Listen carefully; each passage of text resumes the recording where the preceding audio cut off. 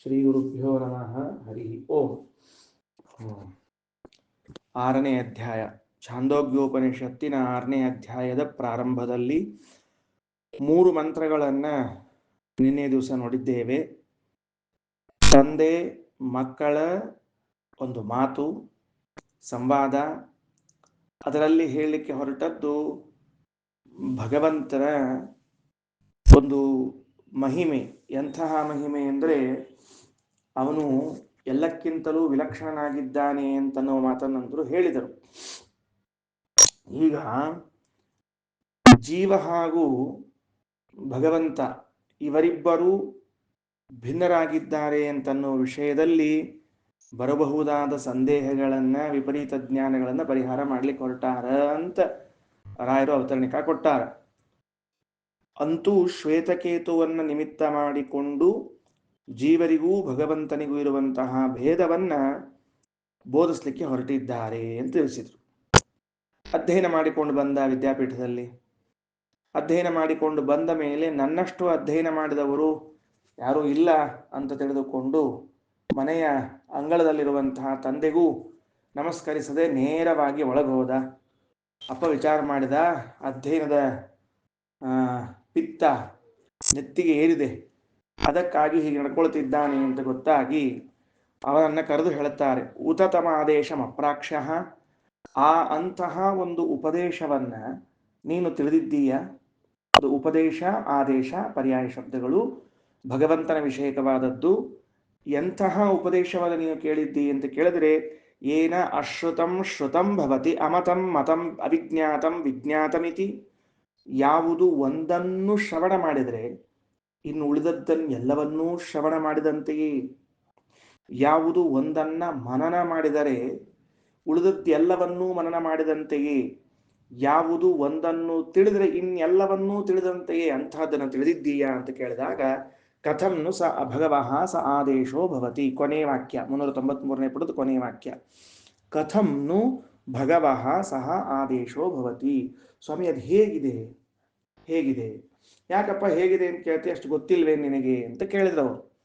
ಅವನ ಪ್ರಶ್ನೆ ಎಷ್ಟು ಚೆನ್ನಾಗಿದೆ ಅಂದ್ರೆ, ಆ ಆದೇಶ ಅಂದ್ರೆ ಆ ವಸ್ತು, ಯಾವ ಒಂದು ವಸ್ತುವನ್ನ ತಿಳಿಯುವುದರಿಂದ, ಕೇಳುವುದರಿಂದ, ಮನನ ಮಾಡುವುದರಿಂದ ಇನ್ನುಳಿದದ್ದನ್ನು ಎಲ್ಲವನ್ನೂ ಕೇಳಿದಂತೆ ತಿಳಿದಂತೆ ಮನನ ಮಾಡಿದಂತೆ ಆಗ್ತದ ಅಂತಿದ್ದೀರಲ್ಲ, ಅದು ಯಾವುದು? ಪ್ರಶ್ನೆ ಕೇಳಿದ. ಯಾಕೆ ಅಂದ್ರೆ, ಲೋಕದಲ್ಲಿ ಯಾವುದನ್ನ ನೋಡ್ತೀವಿ ಅದನ್ನ ತಿಳಿತೀವಿ, ಯಾವುದನ್ನ ಮನನ ಮಾಡ್ತೀವಿ ಅದನ್ನ ತಿಳಿತೀವಿ, ಯಾವುದನ್ನ ಕೇಳ್ತೀವಿ ಅದನ್ನು ತಿಳಿತೀವಿ. ಯಾವುದನ್ನೋ ತಿಳಿಯುವುದು ಇನ್ಯಾವುದನ್ನೋ ತಿಳಿದಂತಾಗುವುದು ಅಂತ ಕಂಡಿಲ್ಲ ನಮಗೆ ಲೋಕದಲ್ಲಿ. ಅದಕ್ಕೆ ಅನ್ಯಜ್ಞಾನೇನ ಅನ್ಯಜ್ಞಾನಸ್ಯ ಕ್ವಾಪ್ಯದರ್ಶನಾತ್. ರಾಯರು ವೇದೇಶ ತೀರ್ಥರು ಇಬ್ಬರು ವ್ಯಾಖ್ಯಾನ ಬರೆಯುವಾಗ ಹೇಳ್ತಾರೆ, ಅನ್ಯಜ್ಞಾನೇನ ಅನ್ಯಜ್ಞಾನಸ್ಯ ಕ್ವಾಪ್ಯದರ್ಶನಾತ್.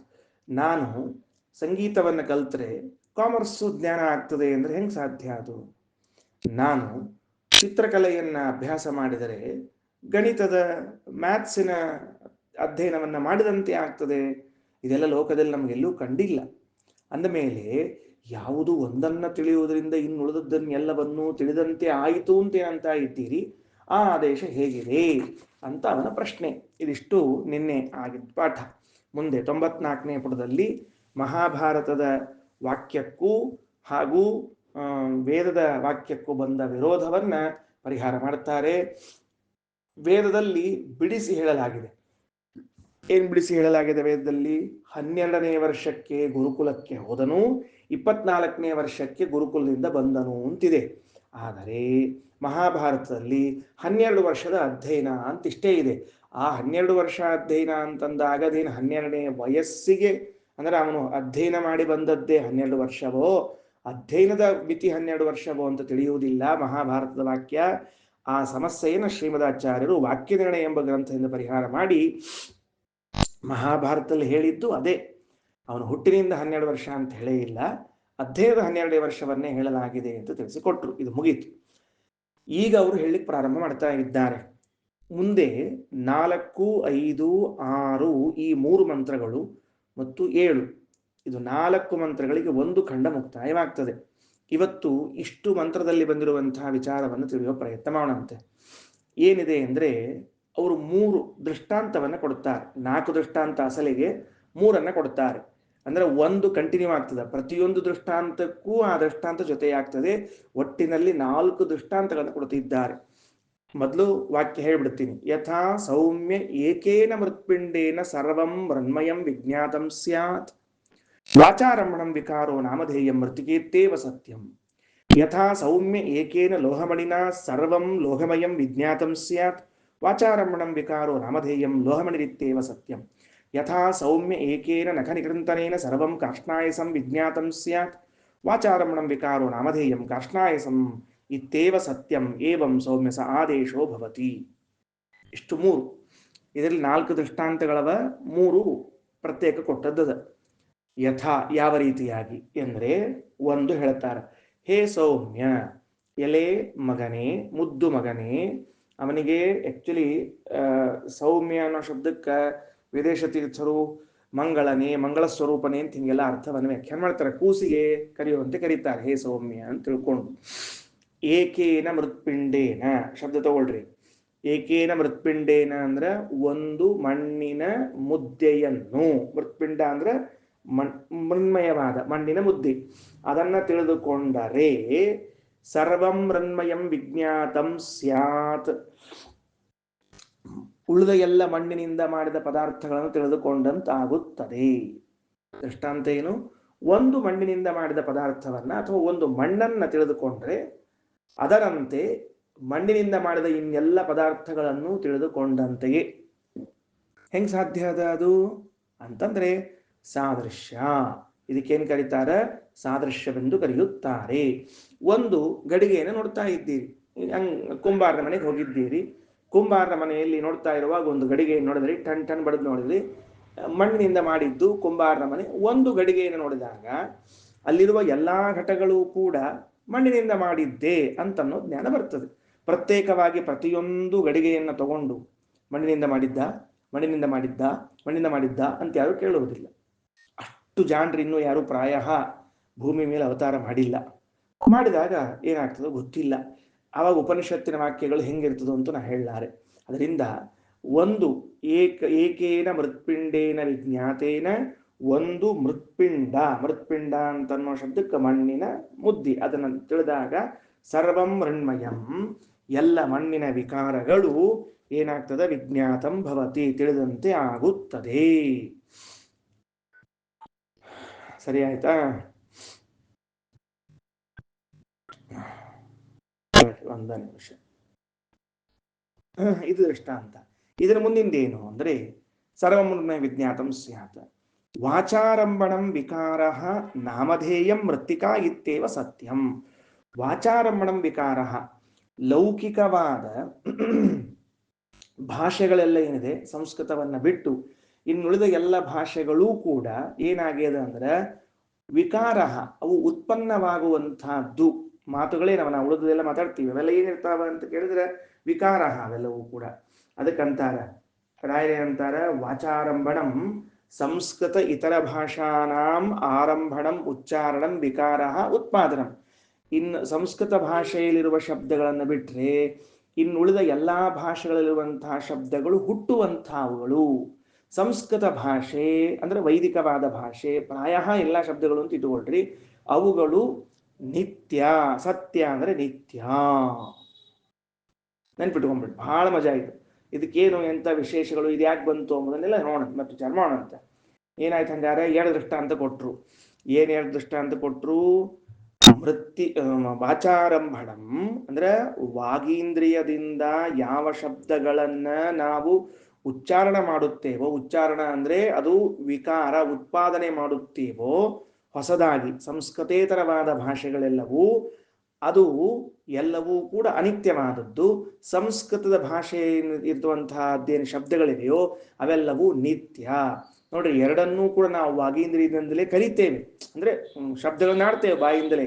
ಬಾಯಿಂದ ಸಂಸ್ಕೃತ ಶಬ್ದವನ್ನ ಆಡಿದರೂ ಮತ್ತೆ ಸಂಸ್ಕೃತೇತರ ವಾಕ್ಯಗಳನ್ನ ಪದಗಳನ್ನ ಆಡಿದರೂ ಕೂಡ ಒಂದು ಉತ್ಪನ್ನವಾಗುತ್ತೆ, ಇನ್ನೊಂದು ಅಭಿವ್ಯಕ್ತವಾಗುತ್ತದೆ. ಬಹಳ ಮಹತ್ವದ ನೆನಪಿಟ್ಟುಕೊಳ್ರಿ. ಒಂದು ಅಭಿವ್ಯಕ್ತವಾಗ್ತದೆ, ಒಂದು ಹುಟ್ಟುತ್ತದೆ. ಸ್ವಲ್ಪ ನೋಟ್ಸ್ ತಗೊಂಡು ಇಟ್ಕೊಳ್ರಿ. ಅಂದ್ರೆ ಯಾಕೆ ಹಿಂಗೆ ಹೇಳಿಕತ್ತಾರ ದೃಷ್ಟಾಂತ ಎಲ್ಲ ಆಮೇಲೆ ತಿಳಿತದೆ ಮತ್ತೆ.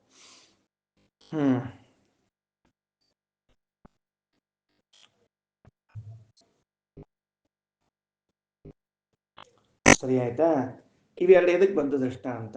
ಮಗನಿಗೇನು ಹೇಳಿಕತ್ತಾರ ಅಂದ್ರೆ, ಯಾವ ಒಂದನ್ನು ತಿಳಿಯುವುದರಿಂದ ಜಗತ್ತಿನಲ್ಲಿ ಇರುವ ಎಲ್ಲವನ್ನೂ ತಿಳಿದಂತೆ ಆಗುತ್ತದೆಯೋ ಅಂದ್ರೆ, ಮಣ್ಣಿನಿಂದ ಮಾಡಿದ ಒಂದು ಪದಾರ್ಥವನ್ನು ತಿಳಿದರೆ ಅದರಂತೆ ಇರುವ ಇನ್ನುಳಿದ ಎಲ್ಲ ಪದಾರ್ಥಗಳನ್ನು ತಿಳಿದಂತೆ ಆಯಿತು ಅಂದ್ರೆ ಯಾರನ್ನು ತಗೋಬೇಕು ಈಗ ಅಂತ ಕೇಳಿದ್ರೆ, ಅದಕ್ಕೆ ರಾಯರು ಬರೀತಾರೆ, ಭಗವಂತನೊಬ್ಬನನ್ನ ತಿಳಿದರೆ ಸಂಪೂರ್ಣವಾದ ಜಗತ್ತನ್ನ ತಿಳಿದಂತೆ ಆಯಿತು. ಮಣ್ಣಿನ ಮುದ್ದೆ ಜಾಗದಲ್ಲಿದ್ದವನು ಯಾರು? ಪರಮಾತ್ಮ. ಆ ಪರಮಾತ್ಮನೊಬ್ಬನನ್ನ ತಿಳಿದರೆ ಸಂಪೂರ್ಣವಾದ ಜಗತ್ತನ್ನು ತಿಳಿದಂತೆ ಆಯಿತು. ಹೆಂಗ್ರಿ ಆಚಾರ, ದೇವರನ್ನು ತಿಳಿದ್ರೆ ಎಲ್ಲಾನು ತಿಳಿದಂಗೆ ಹೆಂಗಾಗ್ತದ ಅಂತ ಪ್ರಶ್ನೆ ಬರ್ತದೆ. ಅದರಂತೆ ಸಂಸ್ಕೃತ ಭಾಷೆಯ ಅಕ್ಷರಗಳನ್ನ ತಿಳಿದರೆ ಇನ್ನುಳಿದ ಎಲ್ಲಾ ಲೌಕಿಕ ಭಾಷೆಯನ್ನೂ ತಿಳಿದಂತೆ ಆಯಿತು. ಎರಡೂ ಕಡೆಗೂ ಕೂಡ ಏನ್ ಹೇಳಿಕತ್ತಾರ? ಸಾದೃಶ್ಯವನ್ನ ಹೇಳಲಿಕ್ಕೆ ಹೊರಟಾರ. ಮೊದಲನೇದ್ದು ರಾಯರೇನ್ ಬರೀತಾರ? ರಾಯರದ ವಾಕ್ಯ ಓದ್ತಿದ್ದೀನಿ. ತಥಾ ಭಗವತಿ ಸತ್ಯತ್ವಾದಿನ ಜ್ಞಾತೆ ಸತಿ ಸತ್ಯತ್ವ ಪ್ರಾಮಾಣಿಕತ್ವಾದಿ ಸಾದೃಶ್ಯ ಜಗದಪಿ ತಥಾ ಜ್ಞಾಯತೆ. ಭಗವಂತನನ್ನ ಏನಂತ ತಿಳಿದರೆ ಭಗವಂತನಿಂದ ಭಿನ್ನವಾದ ಉಳಿದದ್ದನ್ನೆಲ್ಲವನ್ನೂ ಕೂಡ ತಿಳಿದಂತೆ ಆಗ್ತದೆ. ಅಂದ್ರೆ ಭಗವಂತನು ಸತ್ಯನಾಗಿದ್ದಾನೆ ಅಂತ ತಿಳಿದುಕೊಂಡರೆ ಅವನ ಸದೃಶವಾದ ಅಂದ್ರೆ ಅವನಂತೆ ಇರುವ ಈ ಜಗತ್ತು ಕೂಡ ಏನಾಗಿದೆ ಅಂದ್ರೆ ಸತ್ಯವಾಗಿದೆ ಎಂದು ತಿಳಿದು ಬರುತ್ತದೆ. ಹೌದಾ? ಹಾಗೆ ಪರಮಾತ್ಮನನ್ನ ತಿಳಿದುಕೊಂಡಾಗ ಅವನು ಹೇಗೆ ಪ್ರಾಮಾಣಿಕನಾಗಿದ್ದಾನೋ, ಅವನು ಹೇಗೆ ಸತ್ಯನಾಗಿದ್ದಾನೋ, ಹಾಗೆ ಇತರ ವಸ್ತುಗಳು ಕೂಡ ಏನಾಗಿವೆ? ಪ್ರಾಮಾಣಿಕವಾಗಿವೆ, ಸತ್ಯವಾಗಿವೆ ಎಂದು ತಿಳಿದು ಬರುತ್ತದೆ. ಇದು ಸ್ವಲ್ಪ ಗಂಭೀರ ವಿಷಯದ, ಒಮ್ಮೆ ತಿಳಿತದ ಅಂತ ಹೋಗ್ಬೇಡ. ಯಾಕಂದ್ರೆ ಈ ತರಹದ ಸ್ಟೈಲ್ ಬಂದಿಲ್ಲ ನಮ್ಗೆ ಇಷ್ಟು ಮೊದಲು. ಈ ತರಹದ ವಿಷಯಗಳು ಮೊದಲು ಬಂದಿಲ್ಲ, ಇದೇ ಮೊದಲೇ ಸರ್ತಿ ಬರೋದು ನಮಗೆ. ಮೊದಲೇನು ತಗೋಬೇಕು? ಒಂದು ವಸ್ತು ಜೊತೆಗೆ ಇನ್ನೊಂದು ವಸ್ತು. ಒಂದು ವಸ್ತು ಮಣ್ಣಿನ ಮುದ್ದೆ, ಇನ್ನುಳಿದದ್ದು ಮಣ್ಣಿನಿಂದ ವಿಕಾರವಾದ ಪದಾರ್ಥಗಳು. ಈ ಮಣ್ಣನ್ನು ತಿಳಿದುಕೊಳ್ಳುವುದರಿಂದ ಮಣ್ಣಿನಿಂದ ವಿಕಾರಗೊಂಡಿರುವ ಇನ್ನೆಲ್ಲ ಪದಾರ್ಥಗಳನ್ನು ತಿಳಿದುಕೊಂಡಂತೆ ಆಯಿತು. ಯಾಕಂದ್ರೆ ಇದ್ರಂಗ ಅವೆಲ್ಲ ಅವ. ಹಂಗಾದ್ರೆ ಪರಮಾತ್ಮನನ್ನ ತಿಳಿದುಕೊಂಡ್ರೆ ಏನಂತ? ಪರಮಾತ್ಮನು ಸತ್ಯಭೂತನಾಗಿದ್ದಾನೆ, ಪರಮಾತ್ಮನು ಪ್ರಾಮಾಣಿಕನಾಗಿದ್ದಾನೆ ಅಂತ ತಿಳಿದುಕೊಂಡರೆ, ಪ್ರಾಮಾಣಿಕ ಅಂದ್ರೆ ನಮ್ಮ ಪ್ರಾಮಾಣಿಕ ಅಲ್ಲ. ಮತ್ತೆ ನಾವು ಪ್ರಾಮಾಣಿಕ ಅಂದ್ರೆ ಮೋಸ ಇಲ್ಲದೆ ಇದ್ದವನು, ಹಿಂಗೆಲ್ಲ ಅರ್ಥ ಅದಲ್ಲ. ಪ್ರಾಮಾಣಿಕ ಅಂದ್ರೆ ಪ್ರಮಾಣ ಪ್ರಮಿತ. ಪ್ರಮಾಣದಿಂದ ಪ್ರತ್ಯಕ್ಷಾನುಮಾನ ಆಗಮಗಳೇನು ಪ್ರಮಾಣಗಳವ, ಅಂತಹ ಪ್ರಮಾಣಗಳಲ್ಲಿ ಪ್ರಮಿತನಾಗಿದ್ದಾನೆ ಅಂತಾದ್ರೆ ಜಗತ್ತೂ ಕೂಡ ಏನಾಗಿದೆ ಅಂದ್ರೆ ಅವನಿಂದಲೇ ಹುಟ್ಟಿದ್ದರಿಂದ ಸತ್ಯವಾಗಿದೆ, ಪ್ರಾಮಾಣಿಕವಾಗಿದೆ ಎಂದು ತಿಳಿದು ಬರುತ್ತದೆ. ಅಂದ್ರೆ ಇಡೀ ಜಗತ್ತೇನದ ಇದಿಷ್ಟೂ ಕೂಡ ಸತ್ಯ, ಪ್ರಾಮಾಣಿಕ ಅಂತ ತಿಳಿಯಬೇಕಾಗಿದ್ದರೆ ಆ ಒಬ್ಬನ್ ತಿಳ್ಕೊಂಡ್ರೆ ಸಾಕು. ಯಾರೊಬ್ಬನ್ನ? ಸೃಷ್ಟಿಕರ್ತೃವಾದ ಪರಮಾತ್ಮನೊಬ್ಬನನ್ನು ತಿಳಿದುಕೊಂಡರೆ ಅದರಂತೆ ಉಳಿದುದೆಲ್ಲವನ್ನೂ ಕೂಡ ತಿಳಿಲಿಕ್ಕೆ ಬರ್ತದ. ಇಷ್ಟು ವಿಷಯ. ಎರಡನೇದ್ದು ಮತ್ತೇನ್ ದೃಷ್ಟಾಂತ? ಸಂಸ್ಕೃತ ಭಾಷೆಯಲ್ಲಿರುವಂತಹ ಪದಗಳೆಲ್ಲವೂ ಕೂಡ ನಿತ್ಯ, ಆದರೆ ಅದರಿಂದ ಹುಟ್ಟಿ ಬಂದಿರುವಂತಹ ಎಲ್ಲಾ ಶಬ್ದಗಳು ವಿಕಾರ. ಆಶ್ಚರ್ಯ ಏನು ಅಂದ್ರೆ, ಜಗತ್ತಿನಲ್ಲಿ ನಮ್ಮ ಸಿದ್ಧಾಂತ ಪ್ರಕಾರ, ವೇದದ ಪ್ರಕಾರ ಸಂಸ್ಕೃತ ಭಾಷೆ, ಯಾಕಂದ್ರೆ ಉಳಿದವರೆಲ್ಲ ನಮ್ಮ ಭಾಷಾ ಮೊದಲು ಅಂತ ಹೇಳ್ಕೋತಾರೆ. ನಾವು ಅವ್ರನ್ನ ಯಾರನ್ನೂ ಜಗಳಕ್ಕೆ ತಗೊಳ್ಳೋದು ಬೇಡ, ನಮ್ದು ಎಷ್ಟು ವಿಷಯ ಇದೆ ಅಷ್ಟು ತಿಳ್ಕೋಣಂತ.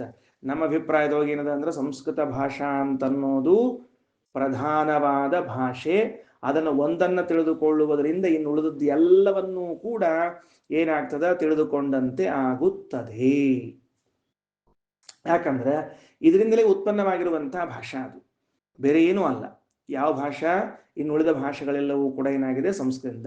ಅದಕ್ಕೇನ್ ಬರೀತಾರೆ ರಾಯರೇ ಅಂತಾರೆ ಅಂದ್ರೆ, ನೋಡಪ್ಪ, ಸಂಸ್ಕೃತ ಭಾಷೆಯನ್ನ ತಿಳಿದುಕೊಳ್ಳುವುದರಿಂದ ಇನ್ನುಳಿದದ್ದನ್ನೆಲ್ಲ ತಿಳಿದುಕೊಂಡಂತೆ ಅಂದ್ರೆ ಅರ್ಥ ಏನು ಅಂದ್ರೆ, ಸಂಸ್ಕೃತ ಭಾಷೆಯನ್ನ ಅಭ್ಯಾಸ ಮಾಡಿದವನಿಗೆ ಏನು ಗೌರವ, ಏನು ಕೀರ್ತಿ ಬರ್ತದೋ ಅದು ಇನ್ನುಳಿದ ಎಲ್ಲಾ ಭಾಷೆಯನ್ನ ಅಧ್ಯಯನ ಮಾಡಿದವರಿಗಿಂತಲೂ ಹೆಚ್ಚೇ ಅದ. ಅದನ್ನೆಲ್ಲ ಅಭ್ಯಾಸ ಮಾಡಿದಾಗ ಬರಬೇಕಾದ ಕೀರ್ತಿ, ಪ್ರಸಿದ್ಧಿ, ಹಣ ಎಲ್ಲವೂ ಈ ಸಂಸ್ಕೃತ ಅಧ್ಯಯನ ಮಾಡಿದಾಗ ಬರುವಂತಹದ್ದಾಗಿದೆ. ರಾಯರ ವಾಕ್ಯ ಬಹಳ ಚಂದದದು. ಏನಂತಾರೆ ನೋಡ್ರಿ, ಎಲ್ಲವೂ ಕೂಡ ಸಂಸ್ಕೃತೇತರ ಅಪಭ್ರಂಶ ಭಾಷಾ ಶಬ್ದಜ್ಞಾನೇನ ಯತ್ಫಲಂ ತತ್ಫಲಂ ಸಂಸ್ಕೃತ ಶಬ್ದಜ್ಞಾನೇನ ಯಥಾ ಭವತಿ.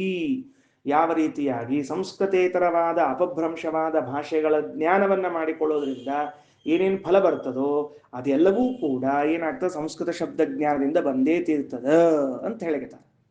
ಅಂದ್ರೆ ಎರಡು ರೀತಿ ಇದು. ಈ ಸಂಸ್ಕೃತ ಭಾಷೆಯನ್ನು ತಿಳಿದುಕೊಂಡ್ರೆ ಉಳಿದ ಎಲ್ಲಾ ಭಾಷೆಗಳಲ್ಲಿರುವಂತಹ ವಿಷಯವನ್ನು ತಿಳಿದುಕೊಂಡಂತೆ ಆಯಿತು ಅಂತ ಅರ್ಥ. ಅದಕ್ಕೆ ಒಂದು ದೃಷ್ಟಾಂತ ಹೇಳಿರ್ತೀನಿ. ಏನ್ ದೃಷ್ಟಾಂತ ಹೇಳ್ತೀನಿ ಅಂದ್ರೆ, ಸಂಸ್ಕೃತದಲ್ಲಿ ತಂಗಿಗೆ ಒಂದು ಶಬ್ದ ಇದೆ, ಬಹಳ ವಿಚಿತ್ರವಾದ. ತಂಗಿಗೆ, ತಮ್ಮನಿಗೆ ಕರೀತಾರ, ಆದ್ರೆ ತಂಗಿಗೆ ಅಂತ ಹೇಳ್ತಾ ಇದ್ದೀನಿ. ಏನು ಅಂದ್ರೆ ಸಮಕ್ಷೀರ ಅಂತ ಒಂದು ಶಬ್ದ ಇದೆ ಸಂಸ್ಕೃತದಲ್ಲಿ. ಸಮಕ್ಷೀರ ಅಂದ್ರೆ ಒಂದೇ ತಾಯಿಯ ಹಾಲನ್ನ ಹಂಚಿಕೊಂಡು ಹುಟ್ಟಿದ ಹೆಣ್ಣು. ನಾನು ಆಕಿ ಇಬ್ರು ಸಮಕ್ಷೀರ ಅಂತ ಕರೀತಾರೆ. ಇದನ್ನ ಪಾರ್ಸಿ ಒಳಗ ಹಂಶೀರ ಅಂತ ಕರೀತಾರೆ. ನೆನಪಿಟ್ಟುಕೊಳ್ರಿ, ಏನ್ ಕರೀತಾರ? ಹಂಶೀರ. ಹಂಶೀರ ಅಂದ್ರ ಸಮ ಹೋಗಿ ಹಮ ಆಗ್ಯದ, ಕ್ಷೀರ ಹೋಗಿ ಶೀರ ಆಗ್ಯದ. ಪಾರ್ಸಿ ಒಳಗೇನು ಹಂಶೀರ ಅದ, ಸಂಸ್ಕೃತದೊಳಗೆ ಸಮಕ್ಷೀರ ಅದ. ಮೂಲತಃ ಸಂಸ್ಕೃತ ಶಬ್ದದಿಂದ ಉತ್ಪನ್ನವಾಗಿರುವಂತಹದ್ದು ಅದು. ಆ ಸಮಕ್ಷೀರ ಅನ್ನುವಂತಹ ಶಬ್ದವನ್ನು ನೀವು ತಿಳಿದುಕೊಂಡ್ರೆ ನೀವು ಮುಂದೆ ಈ ಪಾರ್ಸಿ ಒಳಗ ಹಂಶೀರ ಇರಬಹುದು, ಮತ್ತೊಂದಿರಬಹುದು, ಮುಗಿದೊಂದಿರಬಹುದು, ಎಲ್ಲಾ ಶಬ್ದಗಳನ್ನು ತಿಳಿದಾಗ ಏನಾಗಬೇಕಾಗಿದೆ, ಅದು ಹಾಗೇ ಆಗ್ತದ. ಇನ್ನ ಇಂಗ್ಲಿಷ್ನೊಳಗ ಸಿಸ್ಟರ್ ಅಂತ ಶಬ್ದ ಅದ ರೀ, ಈ ಸಿಸ್ಟರ್ ಅಂತ ತಿಳ್ಕೊಂಡು. ಮತ್ತ ಸಂಸ್ಕೃತದೊಳಗೆ ಏನದ ಅಂದ್ರೆ ಸ್ವಸ ಅಂತ ಶಬ್ದ ಅದ. ಸ್ವಸ ಅಂದ್ರೆ ತಂಗಿ. ಸ್ವಸ ಅಂತನ್ನುವಂತಹ ಶಬ್ದ ಏನಿದೆ, ತಂಗಿ ಎನ್ನುವುದು, ಇದನ್ನ ನೀವು ತಿಳಿದುಕೊಂಡ್ರೆ ಇದರಂತೆ ಇರುವಂತಹ ಸಿಸ್ಟರ್ ಮೊದಲಾದ ಶಬ್ದಗಳೆಲ್ಲದಕ್ಕೂ ಕೂಡ ಏನರ್ಥ ಅಂತ ಸಹಜವಾಗಿ ಗೊತ್ತಾಗ್ತದೆ. ಇದೇ ರೀತಿಯಾಗಿ ಮಾತೃ, ಪಿತೃ, ಭ್ರಾತೃ ಇವೆಲ್ಲವೂ, ಮದರು, ಫಾದರು, ಬ್ರದರು ಇವೆಲ್ಲವೂ ಶಬ್ದಗಳಿಗೂ ಕೂಡ ಮೂಲ ಯಾವುದು ಅಂತ ಅರ್ಥ ಆಗ್ತದೆ. ಹಿಂಗ ಒಂದು ಶಬ್ದವನ್ನ ತಿಳಿದುಕೊಳ್ಳುವುದರಿಂದ, ಸಂಸ್ಕೃತ ಭಾಷೆಯನ್ನು ತಿಳಿದುಕೊಳ್ಳುವುದರಿಂದ ಉಳಿದದ್ದೆಲ್ಲವನ್ನೂ ಕೂಡ ಏನಾಯಿತು, ತಿಳಿದಂತೆ ಆಯಿತು. ಒಂದು ಪದಾರ್ಥ ಯಾವುದು, ಮಣ್ಣಿನ ಮುದ್ದೆಯನ್ನು ತಿಳಿದುಕೊಳ್ಳುವುದರಿಂದ ಉಳಿದದ್ದೆಲ್ಲವನ್ನೂ ಕೂಡ ತಿಳಿದುಕೊಂಡಂತೆ ಆಗ್ತದ. ಹೆಂಗ? ಮಣ್ಣಿನ ವಿಕಾರವಾದ್ರಿಂದ. ಹಂಗಿಲ್ಲಿ ಭಗವಂತನೊಬ್ಬನನ್ನ ಸತ್ಯ ಅಂತ ತಿಳಿದುಕೊಳ್ಳುವುದರಿಂದ ಅವನಿಂದ ಉಂಟಾಗುವ, ಅವನಿಂದ ಬಂದಿರುವಂತಹ ಈ ಜಗತ್ತು ಕೂಡ ಏನಾಗಿದೆ, ಅವನ ಸದೃಶವಾದ ಈ ಜಗತ್ತು ಹೆಂಗದ ಅಂದ್ರೆ ಸತ್ಯ ಅದ. ವಿಚಿತ್ರ ಏನ್ ಗೊತ್ತೇನು, ಈ ಜೀವರಾಶಿಗಳು ಭಗವಂತನಿಗೆ ಸದೃಶರಾದಂತೆ ಜಗತ್ತು ಭಗವಂತನಿಗೆ ಸದೃಶವಾಗಿದೆ ಅಂತ ಹೇಳ್ತಾರೆ. ನಾವು ಪ್ರಾಯ ಇಷ್ಟು ದಿವಸ ಚೇತನ ಮಾತ್ರ ಭಗವಂತನಿಗೆ ಸದೃಶನಾಗಬಹುದು ಅಂತ ತಿಳ್ಕೊಂಡಿದ್ದೆವು. ಆದರೆ ಛಾಂದೋಗ್ಯ ಹೇಳ್ತದೆ ಜಡವೂ ಭಗವಂತನಿಗೆ ಸದೃಶವಾಗ್ತದೆ. ಹೆಂಗಾಗಬೇಕು? ಸತ್ಯ ಅನ್ನೋ ವಿಷಯದಲ್ಲಿ ಸದೃಶವಾಗ್ತದೆ. ಭಗವಂತ ಹೆಂಗ ಸತ್ಯನೋ ಹಂಗ ಮತ್ತೆ ಜಗತ್ತು ಕೂಡ ಸತ್ಯವಾಗಿದೆ. ಈ ವಿಷಯದಲ್ಲಿ ಭಗವಂತನಿಗೂ ಜಗತ್ತಿಗೂ ಸತ್ಯತ್ವ ಉಂಟು. ಹಾಗಾದರೆ ಸತ್ಯವಾದ ಒಂದು ಪದಾರ್ಥವನ್ನ ಭಗವಂತನ ತಿಳಿದುಕೊಂಡ್ರೆ ಸತ್ಯವಾದ ದೇವತೆಗಳು, ಸತ್ಯವಾದ ಜಗತ್ತು, ಸತ್ಯವಾದ ಕರ್ಮ, ಸತ್ಯವಾದ ಪ್ರತಿಯೊಂದು ಪದಾರ್ಥಗಳು ಕೂಡ ತಿಳಿದಂತೆ ಆಯಿತು. ಇದು ಒಂದು ದೃಷ್ಟಾಂತ. ಯಥಾ ಸೌಮ್ಯ ಏಕೇನ ಮೃತ್ಪಿಂಡೇನ ಸರ್ವಂ ಅನ್ವಯಂ ವಿಜ್ಞಾತಂ ಸ್ಯಾತ್ ವಾಚಾರಮಣಂ ವಿಕಾರೋ ನಾಮಧೇಯ ಮೃತಿಕೆ ಇತ್ಯೇವ ಸತ್ಯಂ.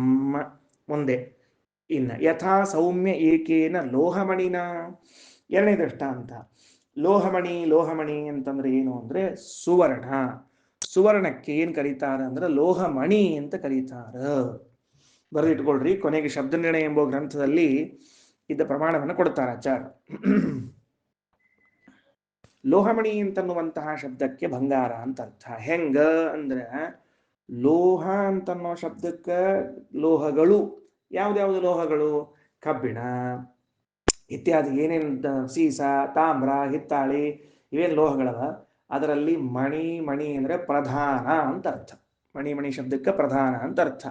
ಭಾರಿ ವಿಚಿತ್ರ. ಮಣಿ ಅನ್ನೋ ಶಬ್ದಕ್ಕೆ ಪ್ರಧಾನ ಅಂತನೋ ಅರ್ಥ ಅಂತ ಗೊತ್ತಿಲ್ಲ ಅಷ್ಟೇ ನಮಗೆ. ಲೋಹಮಣಿ. ಯಥಾ ಏಕೇನ ಲೋಹಮಣಿನ ಸರ್ವಂ ಲೋಹಮಯಂ ವಿಜ್ಞಾತಂ ಸ್ಯಾತ್. ಒಂದು ಸುವರ್ಣವನ್ನ ತಿಳಿದುಕೊಂಡ್ರೆ, ಸುವರ್ಣವನ್ನ ತಿಳಿದುಕೊಂಡ್ರೆ ಆಗೇನಾಗ್ತದೆ ಅಂತ ಕೇಳಿದ್ರೆ ಸರ್ವಂ ಲೋಹಮಯಂ ವಿಜ್ಞಾತಂ ಸ್ಯಾತ್. ಇನ್ನು ಉಳಿದ ಎಲ್ಲ ಲೋಹವನ್ನು ತಿಳಿದಂತೆ ಆಗುತ್ತದೆ. ಯಾಕ? ಪ್ರಧಾನವಾಗಿರುವಂತಹ ಸುವರ್ಣವೆಂಬ ಲೋಹವೇ ಹಿಂಗಿದೆ ಅಂತಂದ ಮೇಲೆ ಇದರಿಂದ ನೀವು ಏನೇನು ಮಾಡಬಹುದು ಅಂತ ಗೊತ್ತಾದ್ಮೇಲೆ ಇನ್ನುಳಿದ ಎಲ್ಲ ಲೋಹಗಳಿಂದಲೂ ಅಂತಹ ಪದಾರ್ಥವನ್ನು ನಿರ್ಮಾಣ ಮಾಡಬಹುದು, ಮಾಡಿ ಬಂದೇ ಬರ್ತದೆ. ಇದಕ್ಕೆ ಬೇರೆ ದೃಷ್ಟಾಂತವನ್ನ ಪ್ರಾಯ ಮುಂದೆ ಬರ್ತದ. ಒಂದು ಹೇಳಿರ್ತೀನಿ. ಏನು ಅಂದ್ರೆ ಆ ಊರಿನಲ್ಲಿರುವಂತಹ ಪ್ರಧಾನ ವ್ಯಕ್ತಿಯನ್ನು ತಿಳಿದಾಗ ಆ ಊರಿನಲ್ಲಿ ಹೇಗಿದ್ದಾರೆ ವ್ಯಕ್ತಿಗಳು ಅನ್ನೋದು ಅರ್ಥ ಆಗಿಬಿಡ್ತದೆ. ಅವ ಯುದ್ಧ ಭೂಮಿಯಲ್ಲಿ ನಿಂತಾಗ ಆ ಪುಣ್ಯಾತ್ಮ ಯಾರವನು ದುರ್ಯೋಧನ ಪಾಪಾತ್ಮ ಏನಂತಾನ ಅಂತಂದ್ರೆ ಭೀಮಾರ್ಜುನ ಸಮಾಯುಧಿ ಅಂತಾನವ. ಇಡೀ ಯುದ್ಧ ಭೂಮಿಯಲ್ಲಿ ಇದ್ದವರೆಲ್ಲ ಹೆಂಗಿದ್ದಾರಂದ್ರೆ ಭೀಮ ಅರ್ಜುನ ಇದ್ದಂತೆ ಇದ್ದಾರ. ಇರೋದೇ ಒಬ್ಬ ಭೀಮ ಒಬ್ಬ ಅರ್ಜುನ. ಆ ಒಬ್ಬ ಭೀಮ ಅರ್ಜುನನ ತಿಳ್ಕೊಂಡದ್ದಕ್ಕ ಅವಂಗ ಹೆಂಗಾತು ಅಂದ್ರೆ ಅವರ ಪಕ್ಷದಲ್ಲಿ ಇದ್ದವರೆಲ್ಲ ಭೀಮ ಅರ್ಜುನರಂತೆ ಇದ್ದಾರ ಅಂತ ಉದಾಹರಣೆ ಮಾಡಿ ಬಂತ ಅವನು ಉದ್ಗಾರ ತೆಗೆದವ.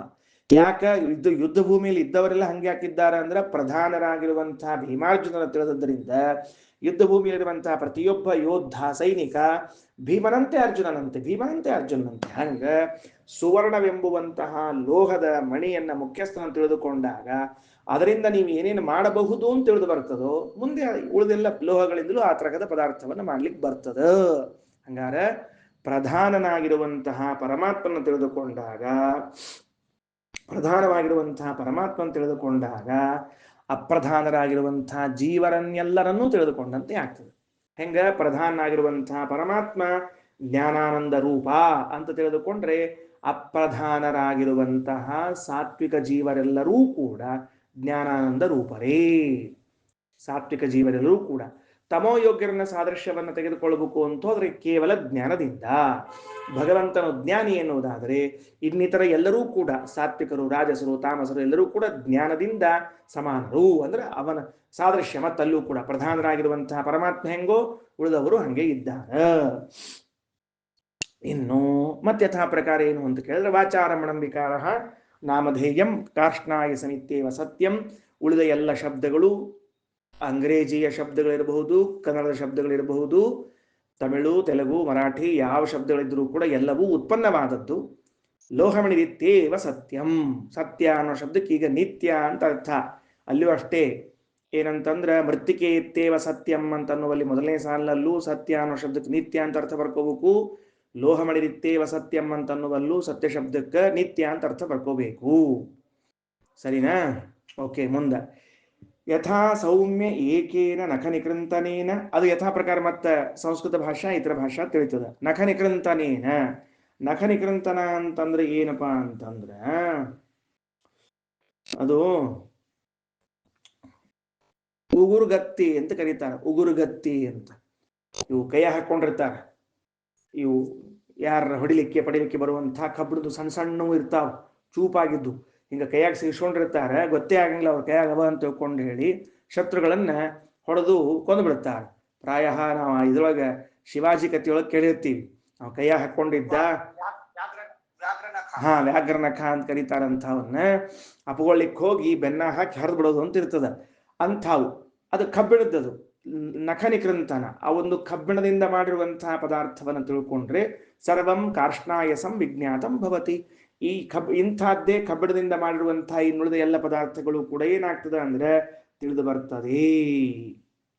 ಹೆಂಗೋ ಹಂಗ ವಾಚಾರಮಣಂ ವಿಕಾರೋ ನಾಮಧೇಯಂ ಮೃತ್ತಿಕೆ ಇತ್ತೇವ ಸತ್ಯ. ಇದು ಕಾಷ್ಣಾಯಸಮಿತ್ತೇವ ಸತ್ಯಂ ಏವಂ ಸೌಮ್ಯ ಸ ಆದೇಶೋ ಭವತಿ. ಹಿಂಗ ನೋಡಪ್ಪ, ಆ ಆದೇಶ ಆ ಉಪದೇಶ ಭಗವಂತನ ವಿಷಯ ತಿಳಿದಂತೆ ಆಗ್ತದ ಅಂತ 3 ಮತ್ತು 4 ದೃಷ್ಟಾಂತಗಳನ್ನು ಕೊಟ್ಟಿದ್ದಾರೆ. ಅಭಿಪ್ರಾಯ ಒಂದೇ ಅದ, ಅದಕ್ಕೆ ನೀವು ಬೇರೆ ಬೇರೆ ಮೀನಿಂಗ್ ಅನ್ನು ಹೇಳಿಕ್ ಬರ್ತದೆ. ಸದೃಶ ಹಾಗೂ ಪ್ರಧಾನ 2 ಅರ್ಥ ಇಟ್ಕೊಂಡ್ಬಿಡ್ರಿ. ಸದೃಶ ಹಾಗೂ ಪ್ರಧಾನ ಅನ್ನುವ ಅರ್ಥವನ್ನು ಇಟ್ಕೊಂಡ್ಬಿಟ್ರೆ ಮುಗಿದೋಯ್ತು. ಸಂಸ್ಕೃತ ಭಾಷೆ ಪ್ರಧಾನ, ಉಳಿದೆಲ್ಲ ಭಾಷೆಗಳು ಅಪ್ರಧಾನ. ಸಂಸ್ಕೃತ ಭಾಷೆಯಲ್ಲಿರುವ ಪದಗಳಿಗೆ ಸದೃಶವಾದ ಪದಗಳು ಇನ್ನುಳಿದ ಭಾಷೆಗಳಲ್ಲಿ ನಮಗೆ ನೋಡಲಿಕ್ಕೆ ಸಿಗುತ್ತದೆ. ಹಾಗೆ ಭಗವಂತ ಪ್ರಧಾನ, ಉಳಿದ ಎಲ್ಲವೂ ಕೂಡ ಅಪ್ರಧಾನ. ಭಗವಂತನಲ್ಲಿರುವಂತಹ ಜ್ಞಾನ ಆನಂದದ ಸಾದೃಶ್ಯ ಸಾತ್ವಿಕ ಜೀವರಾಶಿಗಳಲ್ಲೂ, ಭಗವಂತನಿರುವಂತಹ ಸತ್ಯತ್ವದ ಸಾದೃಶ್ಯ ಜಗತ್ತಿನಲ್ಲೂ ಕಂಡು ಬರ್ತದೆ ಅಂತ ಹೇಳಿ ದೃಷ್ಟಾಂತವನ್ನು ಕೊಟ್ಟಿದ್ದಾರೆ. 1 ಮೃತ್ಪಿಂಡ ಮಣ್ಣಿನ ಮುದ್ದೆಯ ದೃಷ್ಟಾಂತ, 2ನೇದ್ದು ಸುವರ್ಣದ ದೃಷ್ಟಾಂತ, 3ನೇದ್ದು ಕಬ್ಬಿಣದ ದೃಷ್ಟಾಂತ, 4ನೇದ್ದು ಯಾವುದು ಮಾತಿನ ದೃಷ್ಟಾಂತ, ಶಬ್ದದ ದೃಷ್ಟಾಂತ. ಈ 4 ದೃಷ್ಟಾಂತಗಳಿಂದ ಒಂದು ವಿಷಯವನ್ನು ತಿಳಿಸಿಕೊಟ್ಟಿದ್ದಾರೆ. ಅದಕ್ಕೆ ರಾಯರು ಪ್ರಶ್ನೆ ಮಾಡ್ತಾರೆ, ನಾಲ್ಕು ಯಾಕೆ ಬೇಕಾಗಿತ್ತು? ನಮಗೆ ಒಂದು ತಿಳಿದ್ರೆ ಸಾಕಾಗಿತ್ತು. ಒಂದು ದೃಷ್ಟಾಂತದಿಂದಲೇನೆ ಅಭಿಪ್ರಾಯ ಗೊತ್ತಾಯಿತು. ಭಗವಂತನಂತೆ ಈ ಜಗತ್ತದ, ಮುಗಿದೋತು. ಭಗವಂತ ಸತ್ಯನಾಗಿದ್ದಾನೆ, ಜಗತ್ ಸತ್ಯ ಆಗಿದೆ. ಭಗವಂತ ಜ್ಞಾನಾನಂದ ಸ್ವರೂಪನಾಗಿದ್ದಾನೆ, ಉಳಿದವರು ಜ್ಞಾನ ಸ್ವರೂಪರಾಗಿದ್ದಾರೆ. ಭಗವಂತ ಪ್ರಧಾನನಾಗಿದ್ದಾನೆ, ಉಳಿದವರು ಅಪ್ರಧಾನರಾಗಿದ್ದಾರೆ ಅಂತ ಇಷ್ಟ ಆದ ಮೇಲೆ ನಮಗೆ ತಿಳಿದು ಬಂತು. ಮತ್ತ್ಯಾಕೆ ಬೇಕಾಗಿತ್ತು ಅಂದ್ರೆ, ಅದಕ್ಕೆ ರಾಯರಂತಾರೆ, ಈ ಪ್ರಮೇಯ ಇಷ್ಟು ಗಹನವಾಗಿದೆಯಲ್ಲ, ಒಂದೇ ದೃಷ್ಟಾಂತದಿಂದ ಇದು ಬುದ್ಧಿಸ್ತ ಆಗುವುದೇ ಇಲ್ಲ. 4 ದೃಷ್ಟಾಂತವನ್ನ ಕೊಟ್ಟಾಗಲೇನೆ ಬುದ್ಧಿಸ್ತ ಆಗದೇ ಇರುವ ಇದು ಒಂದು ದೃಷ್ಟಾಂತದಿಂದ ಬುದ್ಧಿಸ್ತವಾಗ್ತದೆ ಅಂತ ಹೇಗೆ ತಿಳ್ಕೊಂಡಿದ್ದೀರಿ? ಅದಕ್ಕೆ ಪ್ರಮೇಯದ ಗಹನತೆಯನ್ನು ತಿಳಿಸುವುದಕ್ಕಾಗಿ 4 ದೃಷ್ಟಾಂತವನ್ನ ಕೊಟ್ಟಿದ್ದಾರೆ. ಸರಿ, ಉದ್ದಾಲಕರು ಮಗನನ್ನ ಕರೆದು ಸರ್ವೋತ್ತಮನಾದ ಸರ್ವನಿಯಾಮಕನಾದ ಪರಮಾತ್ಮನನ್ನು ಇವನು ತಿಳಿದಿಲ್ಲ. ಯಾಕೆಂದ್ರೆ ಸರ್ವೋತ್ತಮನಾದ ಸರ್ವನಿಯಾಮಕನಾದ ಭಗವಂತನನ್ನ ಈತ ತಿಳಿದಿದ್ದಿದ್ರೆ ಇಷ್ಟು ದುರಹಂಕಾರದ ವರ್ತನೆಯನ್ನ ಅವನು ಮಾಡ್ತಿರ್ಲಿಲ್ಲ. ಹಾಗಾದ್ರೆ ಆ ಸರ್ವೋತ್ತಮನಾದ ಸರ್ವನಿಯಾಮಕನಾದ ಭಗವಂತನ ಪರಿಚಯವನ್ನ ಮಾಡಿಸೋಣ ಅಂತ ಹೇಳಿ, ಯಾವ ಒಂದು ವಸ್ತುವನ್ನ ತಿಳಿಯುವುದರಿಂದ ಉಳಿದದ್ದನ್ನೆಲ್ಲವನ್ನು ತಿಳಿದಂತೆ ಆಗ್ತದೋ ಅದನ್ನು ತಿಳಿದಿದ್ದೀಯಾ ಅಂತ ಕೇಳಿದಾಗ ಮಗನಂತಾನೆ, ಅಪ್ಪ, ತಿಳಿದುಕೊಳ್ಳುವುದು ಒಂದು ವಸ್ತುವನ್ನ, ಜ್ಞಾನ ಆಗುವುದು ಇನ್ಯಾವುದೋ ವಸ್ತುವಿನದ್ದು ಅಂತ ಅನ್ನುವುದನ್ನು ನಾನು ತಿಳಿದಿಲ್ಲ. ಅದು ಯಾವುದು ಗೊತ್ತಿಲ್ಲ, ನೀವು ಹೇಳ್ರಿ ಅಂತ ಕೇಳಿದಾಗ, ಪರಮಾತ್ಮ, ಆ ಪರಮಾತ್ಮನೊಬ್ಬನನ್ನು ತಿಳಿಬೇಕು, ಇನ್ನು ಉಳಿದ ಯಾವುದನ್ನ ತಿಳಿಯುವ ಅವಶ್ಯಕತೆ ಇಲ್ಲ. ಹೇಯತ್ವ ವಚನಾಚ್ಚ, ಸೂತ್ರ ಹೇಳ್ತದೆ, ಹೇಯತ್ವ ವಚನಾಚ್ಚ. ಆಶ್ಚರ್ಯ ಆಗ್ತದೆ, ಅಲ್ರಿ, ಉಳಿದದ್ದು ಯಾವುದು ತಿಳಿಯುವ ಅವಶ್ಯಕತೆ ಇಲ್ಲ, ಪರಮಾತ್ಮನೊಬ್ಬನ ತಿಳಿಬೇಕು ಅಂದ್ರೆ ಅರ್ಥ ಆಗಿಲ್ಲ. ಒಂದು ವೇಳೆ ಭಗವಂತನನ್ನಷ್ಟೇ ತಿಳಿಯಬೇಕಾಗಿತ್ತು ಅಂತಾದರೆ ಇನ್ನುಳಿದ ವಸ್ತುಗಳ ನಿರ್ಮಾಣದ ಅವಶ್ಯಕತೆಯೇ ಇರ್ತಿದ್ದಿಲ್ಲ. ಇನ್ನುಳಿದ ವಸ್ತುಗಳ ನಿರ್ಮಾಣ ಯಾಕೆ ಮಾಡಬೇಕಾಗಿದ್ದು ದೇವರು ಹಾಗಿದ್ರೆ? ಮತ್ತೆ ಯಾಕೆ ಆಗಿದೆ ಅಂತ ಕೇಳಿದ್ರೆ ಅದಕ್ಕೆ ಹೇಳ್ತಾರೆ, ತದಲಂ ಬಹುಲೋಕ ವಿಚಿಂತನಯ ಶ್ರವಣಂ ಕುರುಮಾನಸ ಮೀಶಪದೇ. ಅದು ಸಾಕು, ಇದು ಮಾಡು. ಯಾಕೆ? ನಾವು ಇಡೀ ಜೀವನದಲ್ಲಿ ಅಪ್ರಧಾನವಾದ ವಸ್ತುವಿನಲ್ಲೇನೇ ಸಮಯವನ್ನು ಕಳೀತಾ ಇದ್ದೀವಿ. ತಿಳ್ಕೊಳ್ಳೋದ್ರೊಳಗೆ ನಾವೇನ್ ಮಾಡ್ಲಿಕ್ಕೀವಿ ಅಂದ್ರೆ, ಎಲ್ಲ ಮನುಷ್ಯರು ಅಪ್ರಧಾನವಾದ ವಸ್ತುಗಳನ್ನ ತಿಳಿದುಕೊಳ್ಳುವುದಕ್ಕೆ ನಮ್ಮ ಶಕ್ತಿ, ನಮ್ಮ ಸಮಯ, ನಮ್ಮ ಹಣ ಎಲ್ಲವನ್ನ ವ್ಯಯಗೊಳಿಸ್ತಾ ಇದ್ದೇವೆ. ಪ್ರಧಾನವಾಗಿರುವಂತಹ ಪರಮಾತ್ಮನನ್ನ ತಿಳಿದುಕೊಳ್ಳುವುದಕ್ಕೆ ನಮ್ಮಲ್ಲಿ ಶಕ್ತಿಯೇ ಇಲ್ಲ. ಹಿಂಗಾಯ್ತಂತೆ. ತಿರುಪತಿಯ ಬೆಟ್ಟವನ್ನ ಹತ್ತಿಕೊಂಡು ಹೋದ್ನಂತವ, ಹತ್ತಿಕೊಂಡು ಹೋಗಿ ಮಲಗಿಬಿಟ್ನಂತೆ. ಯಾಕೋ ದರ್ಶನಕ್ಕೆ ಬರಂಗಿಲ್ಲ ಏನೋ ಅಂದಂತೆ. ನಂಗೆ ಇಲ್ಲೇ ಶ್ರೀನಿವಾಸ ದೇವ್ರ ಕಂಡರೆ ಇನ್ನೇನು ಬರುವುದಿಲ್ಲ ಅಂದ್ಬಿಟ್ನಂತ. ಏನಾಯ್ತು ಪರಿಸ್ಥಿತಿಯ ಒಂದು 4000 ಮೆಟ್ಲುಗಳು 3000 ಮೆಟ್ಲುಗಳನ್ನ ಏರೋದ್ರೊಳಗೆ ಅವನ ಶಕ್ತಿ ಕ್ಷೀಣ ಆಗಿಬಿಟ್ರೆ ಶ್ರೀನಿವಾಸ ದೇವ್ರ ದರ್ಶನಕ್ಕೆ ಎಲ್ಲಿ ಹೋಗ್ಬೇಕು? ನಮ್ಮ ಪರಿಸ್ಥಿತಿ ಏನಾಗಿದೆ ಅಂದ್ರೆ, ಅಪ್ರಧಾನವಾಗಿರುವಂತಹ ವಸ್ತುಗಳನ್ನು ತಿಳಿದುಕೊಳ್ಳುವುದರೊಳಗೇನೇ ಆಗಿ ಹೋಗಿದೆ, ಪ್ರಧಾನವಾದ ವಸ್ತುವನ್ನು ತಿಳಿದುಕೊಂಡಿಲ್ಲ. ಅದಕ್ಕೆ ಅಪ್ಪ ಏನ್ ಮಾಡಿದ ಅಂದ್ರೆ, ಈ ಮಗ ಆ ಶಾಸ್ತ್ರ ಈ ಶಾಸ್ತ್ರ, ವ್ಯಾಕರಣ, ತರ್ಕ, ಮೀಮಾಂಸಾ, ಜ್ಯೋತಿಷ್ಯ ಅಂತ ಇವುಗಳನ್ನ ಓದಿಕೊಂಡು ಬಂದಿದ್ದಾನೆ ಹೊರತಾಗಿ ಅದೆಲ್ಲದರ ತಿರುಳು ಸಾರನಾಗಿರುವಂತಹ ಪರಮಾತ್ಮನ ತಿಳ್ಕೊಂಡಿಲ್ಲ. ಆ ಭಗವಂತನನ್ನ ತಿಳಿದುಕೊಂಡಿದ್ದ ಅಂದ್ರೆ ಇವನು ಇಷ್ಟು ದುರಹಂಕಾರಕ್ಕೆ ಒಳಗಾಗ್ತಿರ್ಲಿಲ್ಲ. ಅದಕ್ಕೆ ಹೇಳಿದ್ರು, ಮೃತ್ಪಿಂಡೇನ ಏಕೇನ ವಿಜ್ಞಾತೇನ ಸರ್ವಂ ವಿಜ್ಞಾತಂ ಭವತಿ. ಒಂದು ಮಣ್ಣಿನ ಮುದ್ದೆಯನ್ನು ತಿಳಿದಾಗ ಇನ್ನುಳಿದ ಎಲ್ಲ ಮಣ್ಣಿನಿಂದ ಮಾಡಿದ ಪದಾರ್ಥಗಳು ತಿಳಿದು ಬರ್ತದೆ. ಅದು ಗೊತ್ತಿದೆಯಾ? ಸದೃಶವಾಗಿದೆ. ಭಗವಂತನೊಬ್ಬನ ಶಾಸ್ತ್ರದ ಮೂಲಕವಾಗಿ ತಿಳಿಯಬೇಕಾದದ್ದೇ ಭಗವಂತನನ್ನ, ಸರ್ವೋತ್ತಮ ಸರ್ವನಿಯಾಮಕನೆಂದು ಅವನನ್ನು ತಿಳಿದಿದ್ದಿದ್ರೆ ಈ ಇನ್ನುಳಿದ ಎಲ್ಲ ಶಾಸ್ತ್ರವನ್ನು ತಿಳಿದಿದ್ದಕ್ಕೂ ಲಾಭ ಆಗ್ತಿತ್ತು.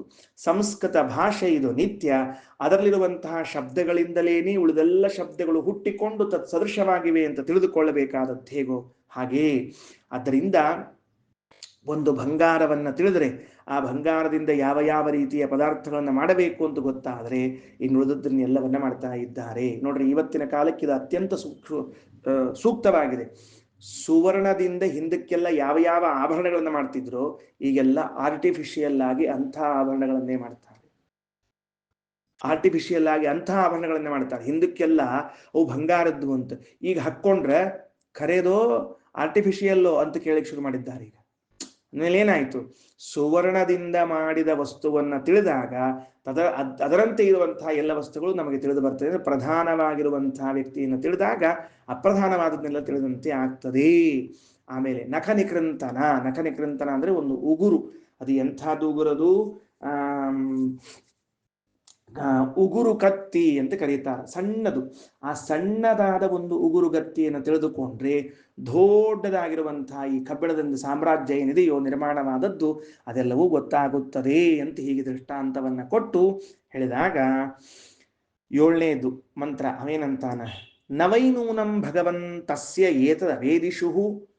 ಓಹೋ, ನೀವು ನನಗೆ ಕೇಳಿದ್ರಲ್ಲ, ಸಾರಿ, ಏನ್ ತಪ್ಪು ತಿಳ್ಕೊಬೇಡ್ರಿ. ಏನಾಯಿತು ಅಂತಂದ್ರೆ, ಪ್ರಾಯ ನನಗೆ ಪಾಠ ಹೇಳಿಕೊಟ್ಟ ಆಚಾರ್ಯರಿದ್ದಾರಲ್ಲ, ಆ ಆಚಾರ್ಯರಿಗೆ ಇದು ಗೊತ್ತಿಲ್ಲ ಅಂದ್ಬಿಟ್ಟ ಇವ ಪಂಡಿತ.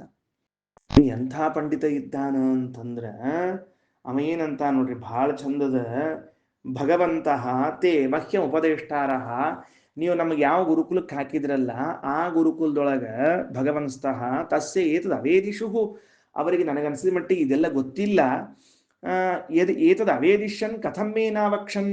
ಒಂದು ವೇಳೆ ಅವರಿಗೆ ಇದು ಗೊತ್ತಿದ್ರೆ ಅವ್ರು ನಂಗೆ ಪಾಠ ಹೇಳ್ತಾ ಇರ್ತಿದ್ರ, ಹೇಳ್ತಿದ್ರು ಪಾಪ. ಅಂದಮೇಲೆ ಅವ್ರು ನನಗೆ ಹೇಳಿಲ್ಲ ಅಂದ್ರೆ ನನಗೆ ಪಾಠ ಹೇಳಿದ ಗುರುಗಳಿಗೆ ಇದು ಯಾವುದೂ ಗೊತ್ತಿಲ್ಲ. ಮೇಲೆ ಭಗವಾನ್ಸ್ತ್ವೇ ಮೇ ತದ್ಬ್ರವೀತಿ ಯಥಾ ಸೋಮೇತಿ ಹೋವಾಚ. ದಯವಿಟ್ಟು ನೀವೇ ನನಗೆ ಉಪದೇಶವನ್ನ ಮಾಡ್ರಿ, ಅದು ಯಾವ ವಸ್ತು ಅಂತ ತಿಳಿದುಕೊಂಡು ಅಂದಾಗ ಮುಂದೆ ಉಪದೇಶ ಪ್ರಾರಂಭ ಆಗಬೇಕು. ಈಗ ಕೇವಲ ದೃಷ್ಟಾಂತವನ್ನು ಕೊಟ್ಟು ವಿಷಯವನ್ನು ತಿಳಿಸಿದ್ದಾರೆ. ಅವನ ಉದ್ದಾಲಕನ ಪ್ರಾಮಾಣಿಕತೆ ವ್ಯಂಗ್ಯ ಮಿಶ್ರವಾದ ಪ್ರಾಮಾಣಿಕತೆ ಅದು. ಏನು ವ್ಯಂಗ್ಯದಿಂದ ಕೂಡಿದ್ದದು? ನಮ್ಮ ಆಚಾರ್ಯಗೆ ಗೊತ್ತಿದ್ರ ನಂಗೆ ಹೇಳ್ತಿದ್ರು, ನಂಗೆ ಹೇಳಿಲ್ಲ ಅಂದಮೇಲೆ ನಮ್ಮ ಆಚಾರ್ಯಗೂ ಗೊತ್ತಿಲ್ಲ ಅಂತ ಹೇಳಿ ವ್ಯಂಗ್ಯದಲ್ಲಿ ಮಾತಾಡಿ ಕೊನೆಗೆ ನೀವೇ ಹೇಳ್ರಿ ಅಂತಾರೆ. ಅಹಂಕಾರವನ್ನ ಒಮ್ಮೆಲೇ ಬಿಡ್ಲಿಕ್ಕಾಗೋದಿಲ್ರಿ, ಧಪ್ಪಂತ ಬೀಳಂಗಿಲ್ಲ ಅಹಂಕಾರ. ಅದು ಅಹಂಕಾರ ಹಂಗ ಧಮ್ ಅಂತ ಒಮ್ಮೆ ಬೀಳುವುದಿಲ್ಲ. ಅದು ಲಿಫ್ಟ್ ಬಂದಂಗ ಮೆಲ್ಲ ಕೇಳ್ಕೋತ ಬರ್ಬೇಕ್ರಿ. ಅದು ಫಸ್ಟ್ ಫ್ಲೋರ್ನಿಂದ ಹಾರ್ಕೊಂಡು ಪ್ರಾಣ ಬಿಟ್ಟಂಗೆ ಬಿಡ್ಲಿಕ್ಕೆ ಬರುವುದಿಲ್ಲ ಅದಕ್ಕೆ, ಅಹಂಕಾರಕ್ಕೆ. ಅದಕ್ಕೆ ಈಗ ಆಚಾರ್ಯರು ತಾತ್ಪರ್ಯ ಬರೀತಾರೆ ಭಾಷ್ಯದಲ್ಲಿ. ನೋಡ್ರಿ ಏನ್ ಭಾಷ್ಯ ಅದು ನೋಡ್ಕೊಳ್ರಿ. ಯಥಾ ಮೃತ್ಪಿಂಡ ವಿಜ್ಞಾನಾತ್, ಯಾವ ರೀತಿಯಾಗಿ ಮಣ್ಣಿನ ವಿಜ್ಞಾನದಿಂದ ತಿಳಿದುಕೊಳ್ಳುವುದರಿಂದ ಸಾದೃಶ್ಯಾದೇವ ಮನ್ಮಯಾ, ಸದೃಶವಾಗಿರುವಂತಹ ಎಲ್ಲ ಮಣ್ಣಿನ ಪದಾರ್ಥಗಳು ವಿಜ್ಞಾಯಂತೆ ತಿಳಿಯಲ್ಪಡ್ತವೋ, ತಥಾ ವಿಷ್ಣು ಸಾದೃಶ್ಯಾತ್ ಜಗದೇವ ಚ, ಅದೇ ರೀತಿಯಾಗಿ ವಿಷ್ಣು ಸಾದೃಶ್ಯಾತ್ ಭಗವಂತನ ಸಾದೃಶ್ಯದಿಂದ ಜಗದೇವ ಜಗತ್ತನ್ನೂ ತಿಳಿದುಕೊಂಡಂತೆ ಆಗ್ತದೆ. ಅಂದ್ರೆ ನೇರಾನೇರವಾಗಿ ಶ್ರೀಮದಾಚಾರ್ಯರು ಚೇತನರು ಅನ್ನದೇ ಜಗತ್ತು ಅಂತ ಜಡ ಪದಾರ್ಥದ ಶಬ್ದವನ್ನು ತಿಳಿಸ್ತಾ ಭಗವಂತನ ಸಾದೃಶ್ಯ ಜಗತ್ತಿಗೆ ಉಂಟು ಅಂತ ಕರೀತಾ ಇದ್ದಾರೆ. ಇದೇ ಅರ್ಥವನ್ನು ಹೇಳುವಂತಹ ಶ್ರುತಿ ಯಾವುದು? ಸರ್ವಂ ಖಲ್ವಿದಂ ಬ್ರಹ್ಮ, ಇದೆಲ್ಲವೂ ಬ್ರಹ್ಮ ಅಂತ ಅಂದ್ಬಿಡ್ತದೆ. ಇದೆಲ್ಲವೂ ಬ್ರಹ್ಮ ಅಂದ್ರೆ ಇದೆಲ್ಲವೂ ಬ್ರಹ್ಮನಂತೆ ಸದೃಶವಾಗಿದೆ, ಭಗವಂತನ ಸಾದೃಶ್ಯ ಉಂಟು. ಸೂಕ್ಷ್ಮ ಅಂಶ ಗಮನಿಸ್ರಿ. ಸಾಮಾನ್ಯವಾಗಿ ನಾವೆಲ್ಲ ಪುರಾಣ ಹೇಳುವಾಗ ಎಲ್ಲರಲ್ಲೂ ಭಗವಂತನಿದ್ದಾನೆ, ಎಲ್ಲವನ್ನೂ ಗೌರವಿಸಬೇಕು ಇತ್ಯಾದಿ ಇತ್ಯಾದಿ ಹೇಳ್ತಿರ್ತೇವೆ. ಈ ಛಾಂದೋಗ್ಯದಿಂದ ನಮಗೆ ತಿಳಿದು ಬಂದ ಹೊಸ ಅಂಶ ಏನು ಅಂದ್ರೆ, ಜಗತ್ತಿನ ಪ್ರತಿಯೊಂದು ಕಣಕಣಗಳು ಭಗವಂತನ ಸಾದೃಶ್ಯವನ್ನ ಹೊಂದಿದ್ದಾಗಿವೆ. ಏನ್ ಸಾದೃಶ್ಯ? ಭಗವಂತ ಎಷ್ಟು ಸತ್ಯಭೂತನೋ ಹಾಗೆ ಅವರಿಂದ ನಿರ್ಮಾಣವಾದ ಈ ಜಗತ್ತು ಅಷ್ಟೇ ಸತ್ಯ. ದೇವರು ಹೇಗೆ ಪ್ರಮಾಣದಿಂದ ಪ್ರಮಿತನೋ ಹಾಗೆ ಈ ಜಗತ್ತು ಕೂಡ ಪ್ರತ್ಯಕ್ಷಾನುಮಾನ ಆಗಮಗಳಿಂದ ಪ್ರಮಾಣದಿಂದ ಸಿದ್ಧವಾದ ವಸ್ತು. ಹೀಗಾಗಿ ನೀವು ಜಗತ್ತಿನ ಯಾವ ವಸ್ತುವನ್ನು ತೆಗೆದುಕೊಂಡ್ರೂ ಕೂಡ ಭಗವಂತನ ಸಾದೃಶ್ಯವನ್ನ ಮರೆಯದೆ ಮರಿಬೇಡ್ರಿ. ಅಂದ್ರೆ ಉಪನಿಷತ್ ನಮಗೇನ್ ಮಾಡ್ಲಿಕ್ಕತ್ತದ ಅಂದ್ರೆ, ನಿನಗೆ ಯಾವುದೇ ವಸ್ತು ಸಂಬಂಧಪಟ್ಟಿದ್ದಿದ್ರು ಅದಕ್ಕೆ ಭಗವಂತನ ಸಂಬಂಧ ಇದೆ ಅಂತ ಅನ್ನೋದನ್ನು ತಿಳ್ಕೊಂಡ್ರೆ ಸಾಕಷ್ಟು. ಭಗವಂತನ ಸಂಬಂಧ ಇದೆ, ಅದಕ್ಕೆ ಆ ಸಂಬಂಧ ಇರುವಂತಹ ವಸ್ತುವನ್ನು ತಿಳಿದುಕೋ. ಹೆಂಗ? ನೀನು ಸತ್ಯನಾಗಿದ್ದಿ, ಭಗವಂತ ಸತ್ಯನಾಗಿದ್ದಾನೆ. ನೀನು ಪ್ರಾಮಾಣಿಕನಾಗಿದ್ದಿ, ಭಗವಂತನೂ ಪ್ರಾಮಾಣಿಕನಾಗಿದ್ದಾನೆ. ಈ ತರಹದ ಸಾದೃಶ್ಯ ಎಲ್ಲ ಪದಾರ್ಥಗಳಿಗೆ ಇವೆ ಅಂತ ಅರ್ಥ ಮಾಡಿಕೋ. ಮುಂದೆ ಯಥಾ ಸ್ವರ್ಣಸ್ಯ ವಿಜ್ಞಾನಾತ್, ಎರಡನೆಯದ್ದು ಸ್ವರ್ಣಸ್ಯ ಬಂಗಾರದ ವಿಜ್ಞಾನಾತ್ ಸರ್ವೇ ಲೋಹಮಯ, ಎಲ್ಲ ಲೋಹಗಳನ್ನು ತಿಳ್ಕೊಳ್ಳಿಕ್ಕೆ ಸಾಧ್ಯ ಅದ. ಪ್ರಾಧಾನ್ಯಾತ್ ವಿಷ್ಣು ವಿಜ್ಞಾನಾತ್, ಪ್ರಧಾನವಾಗಿರುವಂತಹ ವಿಷ್ಣುವಿನ ವಿಜ್ಞಾನದಿಂದ ವಿಜ್ಞಾತಂ ಸ್ಯಾತ್ ಜಗತ್ ಸದಾ, ಜಗತ್ತೆಲ್ಲವನ್ನೂ ತಿಳಿದಂತೆ ಆಗುತ್ತದೆ. ಅತ್ತಲ್ಪೇಪಿ ವಿಜ್ಞಾನೇ ವಿಜ್ಞಾತೆ, ಸಣ್ಣ ವಸ್ತುವನ್ನು ತಿಳಿದರೂ ಕೂಡ ಸದೃಶೇ ತಾದೃಶಂ ಬಹು, ಅದರಂತೆ ಇರುವಂತಹ ಬಹಳ ಪದಾರ್ಥಗಳನ್ನು ತಿಳಿದುಕೊಳ್ಳಿಕ್ ಬರ್ತದೆ. ನಖಕೃಂತನ್ಯ ಯಥಾ ಸರ್ವಮಯೋಮಯಂ. ನಖಕೃಂತನ ಉಗುರುಗತ್ತಿಯಿಂದ ಸರ್ವಮಯೋಮಯಂ ಎಲ್ಲ ಅಯೋಮಯ. ಅಯೋಮಯ ಅಂದ್ರೆ ಕಬ್ಬಿಣದ್ದು ಅಂತ ಅರ್ಥ. ಅದಕ್ಕೆ ನಾವು ಕನ್ನಡದಾಗ ಒಂದು ಅಯೋಮಯ ಅಂತ ಅಂತೀವಿ. ಅಯೋಮಯ ಅಂದ್ರೆ ನಮಗೇನು ಗೊತ್ತಾಗಿಲ್ಲ ಅಂತ ಅರ್ಥದ. ಅದಕ್ಕೆ ಹಂಗಲ್ಲ. ಅಯೋಮಯ ಅಂದ್ರೆ ಕಬ್ಬಿಣದಿಂದ ಉಂಟಾದದ್ದು ಅಂತ ಅರ್ಥ. ಕಿಮು ವಿಷ್ಣೋಹೋ ಬಹುಜ್ಞಾನಾತ್ ಅತ್ಯಲ್ಪಂ ಜಗದೀದೃಶಂ. ಸಣ್ಣ ವಸ್ತುವನ್ನ ತಿಳಿದುಕೊಂಡ್ರೇನೇ ಎಲ್ಲಾ ವಸ್ತುಗಳನ್ನ ತಿಳ್ಕೊಂಡು ದೊಡ್ಡ ದೊಡ್ಡ ವಸ್ತುವನ್ನು ತಿಳ್ಕೊಂಡಂಗೆ ಆಗ್ತದೆ ಅಂತಂದ ಮೇಲೆ ದೊಡ್ಡದಾದ ಭಗವಂತನ ತಿಳ್ಕೊಂಡಾಗ ಸಣ್ಣ ಸಣ್ಣ ವಸ್ತುವನ್ನು ತಿಳ್ಕೊಂಡಂಗೆ ಆಗ್ತದೆ ಅಂತ ಏನ್ ಹೇಳಬೇಕು ಅಂತ ವಿಪರೀತದಲ್ಲಿ ಸಮನ್ವಯ ಮಾಡ್ತಾರೆ. ಅನನ್ಯಾಧೀನ ವಿಜ್ಞಾನಾದನ್ಯಾಧೀನಂ ತಥೈವ ಚ. ಭಗವಂತ ಅನನ್ಯಾಧೀನನಾಗಿದ್ದಾನೆ, ಯಾರ ಅಧೀನನೂ ಅಲ್ಲ. ಭಗವಂತ ಯಾರ ಅಧೀನನೂ ಅಲ್ಲ ಅಂದಮೇಲೆ ಭಗವಂತನಿಂದ ಭಿನ್ನವಾದದ್ದೆಲ್ಲವೂ ಏನಾಗಿದೆ, ಅವನ ಅಧೀನವಾಗಿದೆ ಅಂತ ಸಿದ್ಧ ಆಗೋಯ್ತು. ಭಗವಂತನು ಯಾರ ಅಧೀನನೂ ಅಲ್ಲ ಅಂದಮೇಲೆ ಉಳಿದದ್ದೆಲ್ಲವೂ ಕೂಡ ಭಗವದ್ ಅಧೀನವೇ, ಮುಗಿದೋತು. ಎರಡು ಅನನ್ಯಾಧೀನವಾದ ವಸ್ತು ಹೆಂಗಿರ್ಲಿಕ್ಕೆ ಬರ್ತದೆ? ಒಂದು ವಸ್ತು ಅನನ್ಯಾಧೀನ ಅಂದ್ರೆ ಸ್ವತಂತ್ರ ಅಂತ ಅರ್ಥ. ಅದಕ್ಕೆ ಒಂದು ವಸ್ತು ಸ್ವತಂತ್ರ ಇರ್ತದೆ, ಎಲ್ಲಾ ಸ್ವತಂತ್ರ ಹೆಂಗಿರ್ಲಿಕ್ಕೆ ಬರ್ತದೆ? ದೇವರೊಬ್ಬನು ಸ್ವತಂತ್ರ, ಉಳಿದದ್ದೆಲ್ಲವೂ ಅಸ್ವತಂತ್ರವಾದದ್ದು ಅಂತ ತಿಳಿದುಕೊಳ್ಳಬೇಕು. ಮೃದ್ ಅಯೋ ಲೋಹ ನಾಮ್ನಹಮಿ ಜ್ಞಾನಾತ್ ಸಾಂಕೇತಿಕಂ ತಥಾ. ಮೃತ್ ಅಯಃ ಲೋಹ ಇವೆಲ್ಲವುಗಳು ಸಂಸ್ಕೃತ ಪದಗಳು. ಇವುಗಳ ಜ್ಞಾನದಿಂದ ಸಾಂಕೇತಿಕಂ ಪ್ರಾಕೃತವಾಗಿರುವಂತಹ ಎಲ್ಲ ನಾಮಗಳು ಹುಟ್ಟಿದ್ದು. ಅದು ಪ್ರಧಾನ, ಇದು ಅಪ್ರಧಾನ, ಅದರ ಸದೃಶವಾಗಿವೆ ಈ ಪದಗಳು ಅಂತ ಹೇಗೆ ತಿಳಿಯುತ್ತದೆಯೋ ಆ ರೀತಿಯಾಗಿ 395ನೇ ಪುಟದ ಮೇಲಿನ ಒಂದು ವಾಕ್ಯ, ಸ್ವರ್ಣಂ ಲೋಹಮಣಿಶ್ಚೈವ ಪುರಟಂಚಾಭಿಧೀಯತೆ. ಸ್ವರ್ಣ, ಲೋಹಮಣಿ, ಪುರಟ ಅಂತ ಶಬ್ದಗಳು ಬಂಗಾರವನ್ನು ತಿಳಿಸಿಕೊಡುತ್ತವೆ ಅಂತ ಹೇಳಿದ್ದಾರೆ. ಇಷ್ಟು ಒಂದು ಘಟ್ಟ ಮುಗಿಯಿತು. ಇನ್ನು ಮುಂದಿಂದು ನಾನು ಯಾವ ಘಟ್ಟ ಇದೆಯಲ್ಲ ಇವತ್ತಿಗೆ ಪಾಠ ಮುಕ್ತಾಯ ಮಾಡೋಣ. ಶ್ರೀಕೃಷ್ಣಾರ್ಪಣಮಸ್ತು.